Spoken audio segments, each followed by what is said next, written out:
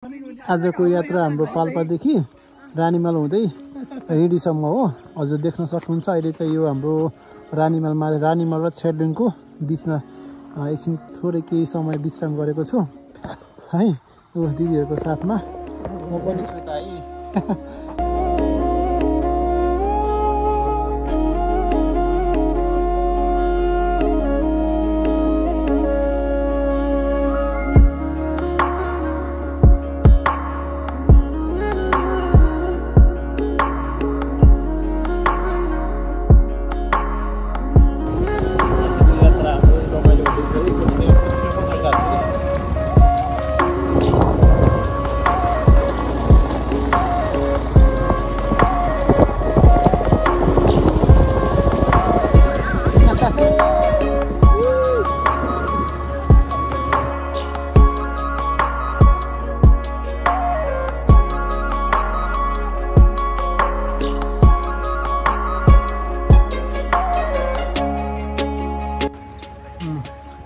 अहिले हामी हाम्रो पाल्पाको ऋषिकेश मन्दिरमा हिँड्नुपर्छ है।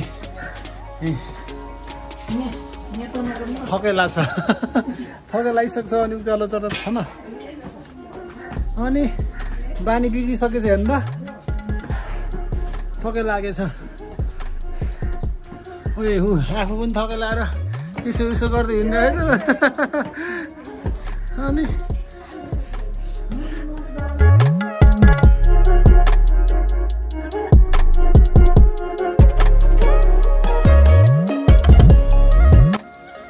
ऋषिकेश मन्दिरको दर्शन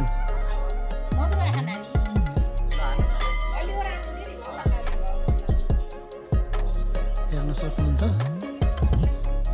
राधाकृष्ण मन्दिर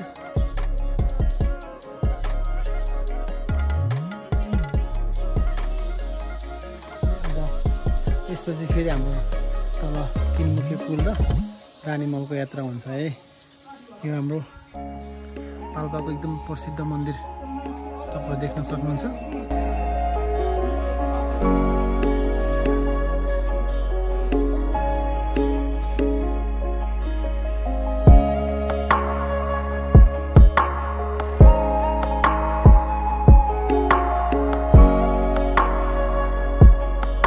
रेडी बगरमा छु।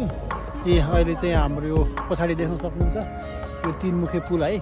पाल्पा सेङ्जा र गुल्मीको सिमाना जोडिएको। अब म यहाँ नास्ता खान जानुभएको छु। भोक लाग्यो है। नेपालीको सबभन्दा सजिलो नास्ता होइन जहाँ गए पनि चाउमिन छिटो छरितो।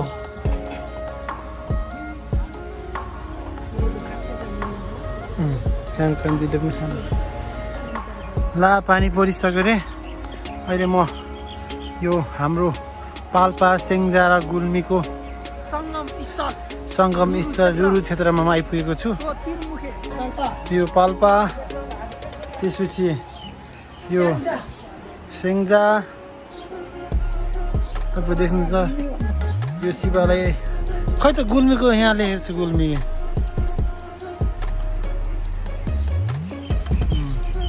सबै हिँड्दा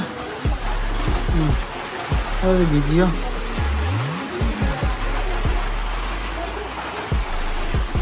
यो छेर्लुङको फेमस जेरी भुल्ले बाजेकोमा फेमस यस्तो अनि त्यसै चलेको नि भन्ने सबको फेमस